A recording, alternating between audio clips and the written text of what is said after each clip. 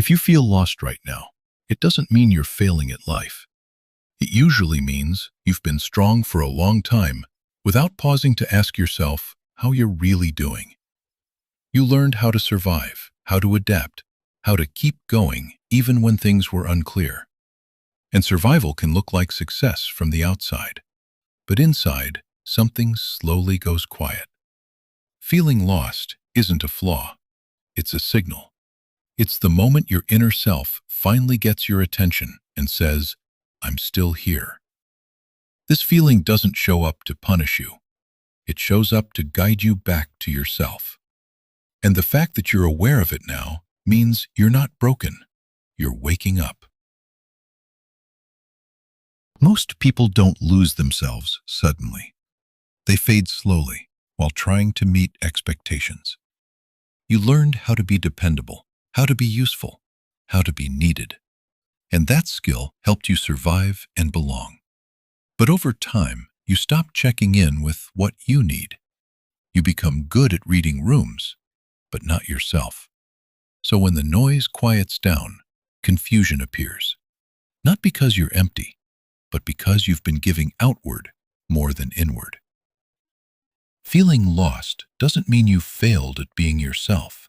It means you were successful at being there for others. Now it's time to redirect some of that care back home. Not knowing who you are is far more common than people admit. Most people know their roles, not their identity, their job, their responsibilities, their routines, but not their inner compass.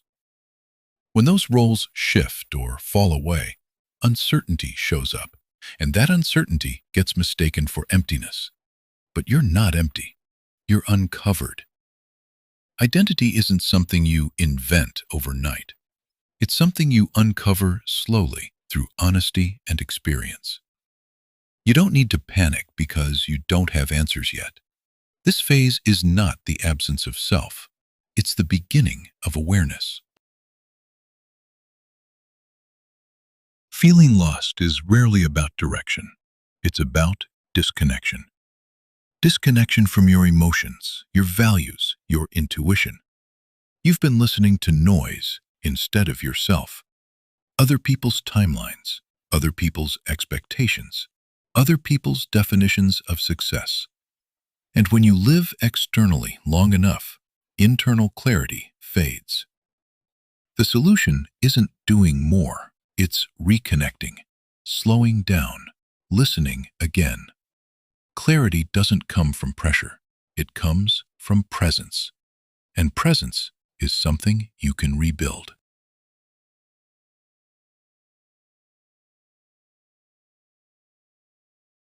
When you don't know who you are, you start searching outside yourself. New goals, new achievements, new relationships, new distractions. But nothing external can replace internal alignment. That's why fulfillment feels temporary. The emptiness isn't because you lack something. It's because you've been ignoring something. Your sense of self doesn't come from doing more. It comes from being honest about what feels true. When you reconnect inward, the searching slows down, and peace begins to replace pressure.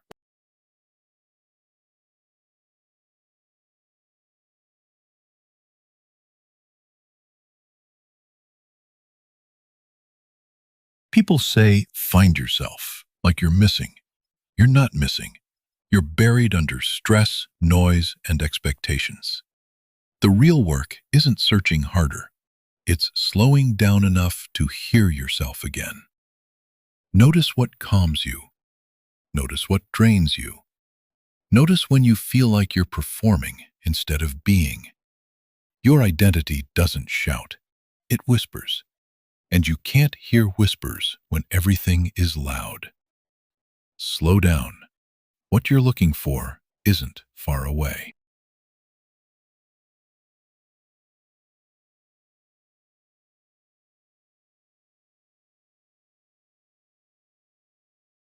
Feeling lost often means an old version of you no longer fits, and that can feel uncomfortable, disorienting, even scary.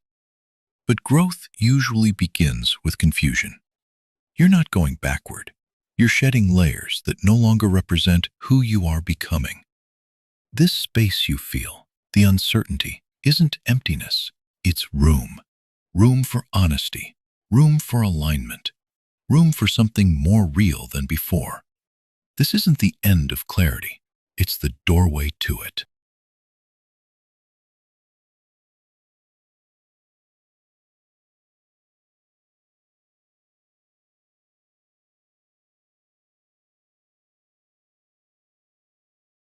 You are allowed to not have everything figured out.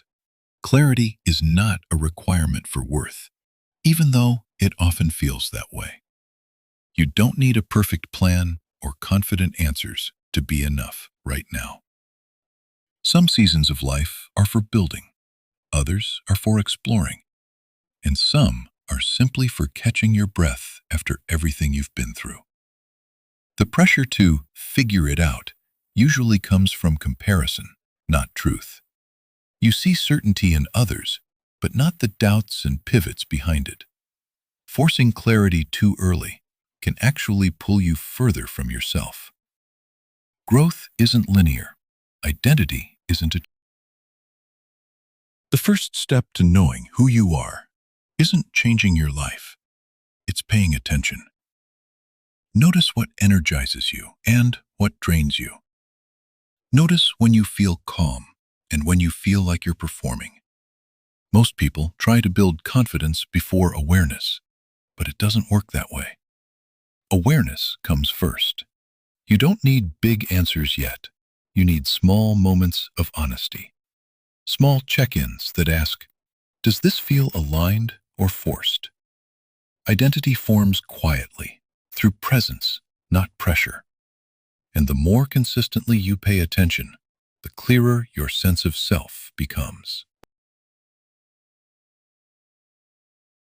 If you feel lost or uncertain, hear this clearly. You are not broken. You are not behind.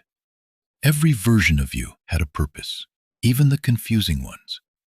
Even the versions that stayed too long or tried too hard. They taught you something you needed to learn.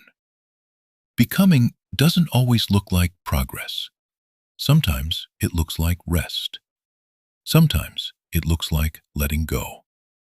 Clarity doesn't arrive all at once. It arrives gradually, through honesty and patience. And when it does, it feels like coming home to yourself. You are not failing. You are evolving. And that deserves compassion.